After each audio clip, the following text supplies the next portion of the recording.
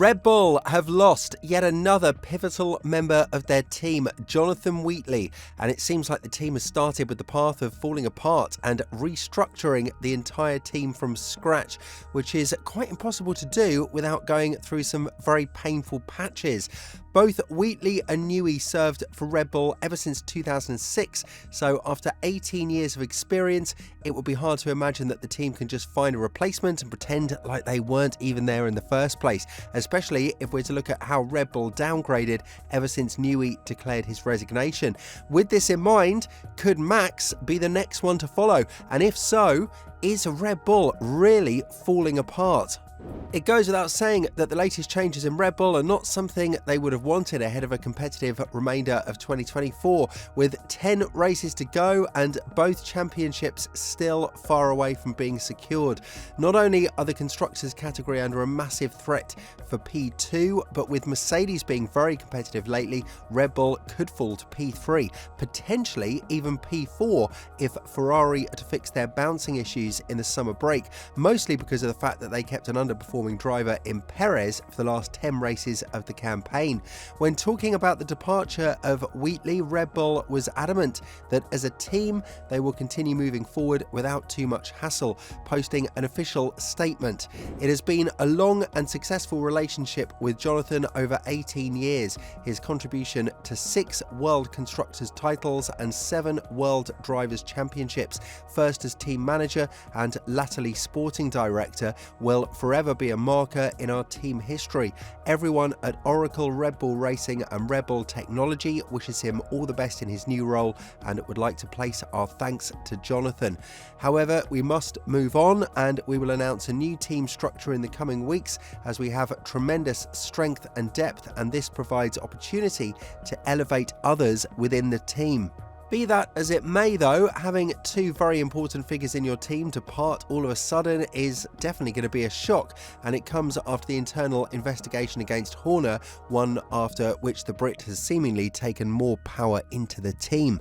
This has been the trigger factor for Newey, whereas Wheatley has likely left the role after the last drop in the glass, which has been Red Bull changing their minds about Perez's future. After the Belgian GP, the Verstappen family has been told that Max will have a new teammate from Zandvoort onwards, and we've seen him and Ricciardo together in the helicopter popping champagne and celebrating something with huge smiles on their faces.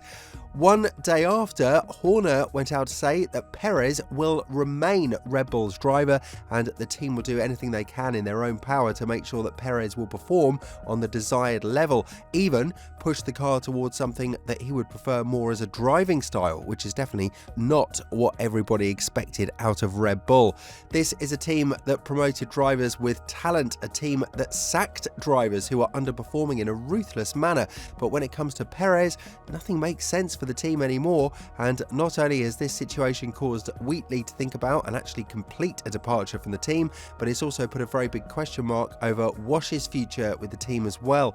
The current chief technical officer is angry with Horner and his decision to keep Perez in the team, because not only is he underperforming and costing them a lot of performance, but he is crashing the car and dealing massive numbers of financial damages to the team, which prevents more upgrades being pushed down in the pipeline.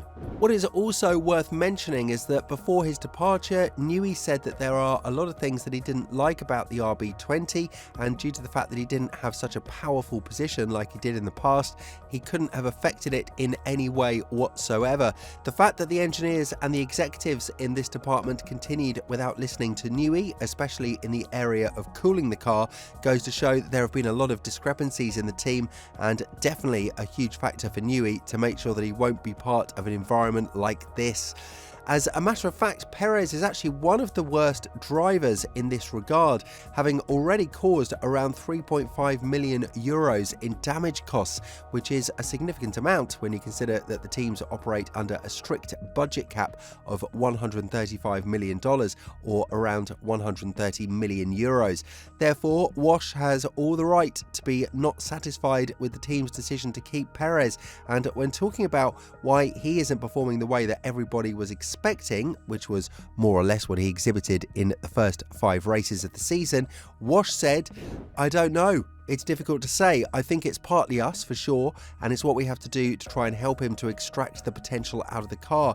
I have some feedback from him and we will try to help him. The point is not only reflecting on how he feels in the car, sometimes he is just unlucky. It's what happened in some qualifying sessions that could affect the overall result of the race. I think we are all trying to understand what he suffers with or with the characteristics and balance that could help him." What is now easy to understand is that Red Bull have been heavily influenced from another side regarding the Perez contract, whether that is Liberty Media or Carlos Slim, the man who owns Telmex and Telcel, two of the primary sponsors behind Red Bull and Perez. It's something that's putting the team into a lot of jeopardy of losing Verstappen next.